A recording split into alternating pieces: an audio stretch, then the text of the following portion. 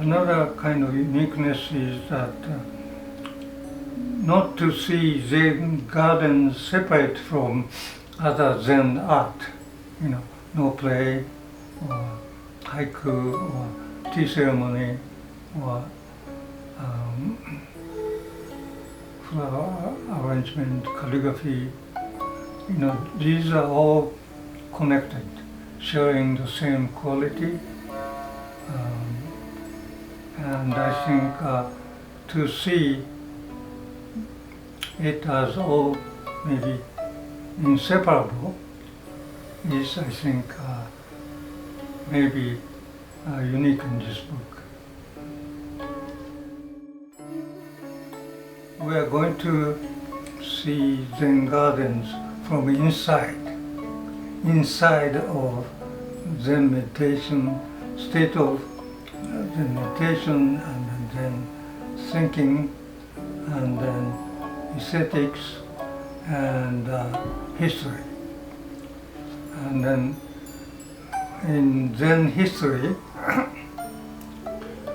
maybe the most prominent Zen master is Musō Soseki, who is probably the most important Zen teacher in the Rinzai school, 13th to 14th century.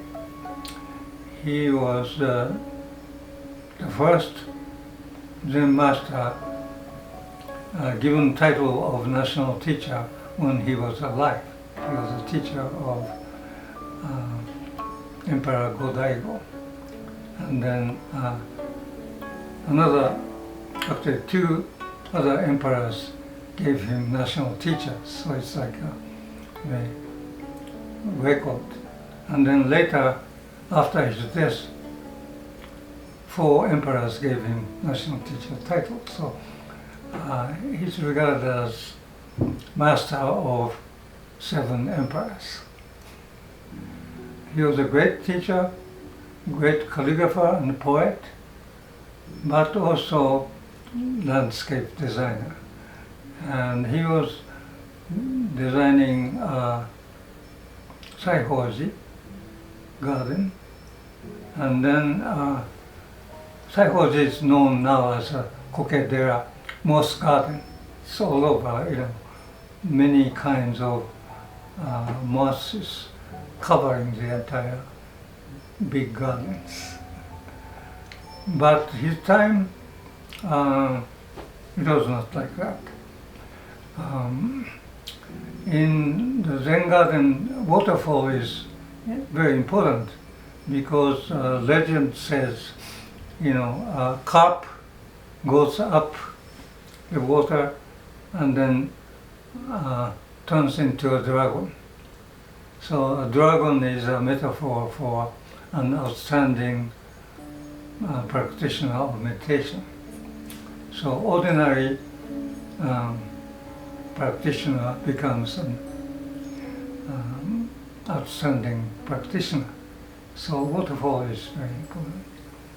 But on this Saihoji monastery, not close to the hills, so they didn't have waterfall.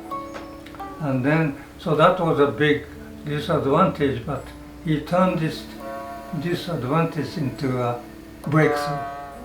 And then he created a waterfall with white sand. So going kind of downhill, but kind of gently going down. And with stones. And so that is kind of beginning of this dry waterfall. It's a kind of paradoxical concept, right? Waterfall is always wet, but dry landscape. So that's really inspired creating other Zen gardens, in Golden Pagoda Temple or Silver Pagoda Temple, Ryoanji Temple, the famous kind of almost like anti-garden, just only sand and stones surrounded by mossy area representing land and the mountain. So you can see that the sand can be a stream or lake or ocean, and then stone can be mountains.